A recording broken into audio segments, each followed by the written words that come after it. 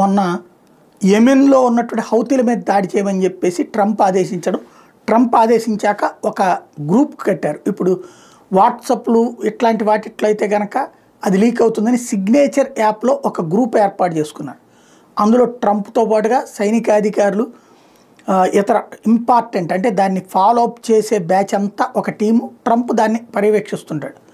అందులో మొన్న ఇట్లాగ మనం దాడి చేయబోతున్నాం, బీ ప్రిపేర్ అని చెప్పేసి అందులో మెసేజ్ టైంతో సహా వచ్చింది. ఆ తర్వాత కరెక్ట్గా ఆ టైంకి దాడి జరిగిపోయింది. ఆ తర్వాతన అక్కడ వందలాది మంది ప్రాణాలు కోల్పోవడం, విధ్వంసం జరగడం జరిగింది. అది కూడా అందులో మెన్షన్ చేశారు, స్ట్రైక్ జరిగినాయి. ఇందులో చారిత్రక తప్పిదం ఏంటంటారా? అసలు పెద్ద తప్పిదం ఏంటంటే ఈ గ్రూపులో తెలియక లేదా సాంకేతిక పొరపాటు అనడానికి కూడా లేదు. ఒక పెద్ద తప్పు ఏంటంటే ఒక జర్నలిస్ట్ను కూడా అందులో చేర్చేశారు. ది అట్లాంటిక్ మ్యాగజైన్ ప్రధాన సంపాదకుడు జెఫ్రీ గోల్డ్బర్గ్ని ఈ గ్రూప్లో జాయిన్ చేశారు.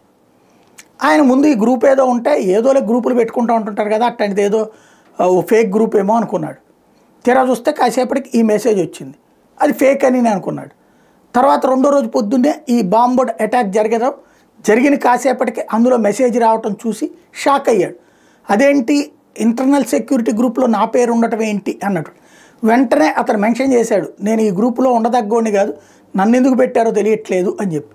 పట్టించుకోలే. చివరికి ఆ సిగ్నేచర్కి మెయిల్ చేశాడు, ప్రభుత్వానికి మెయిల్ చేశాడు, పట్టించుకోలే.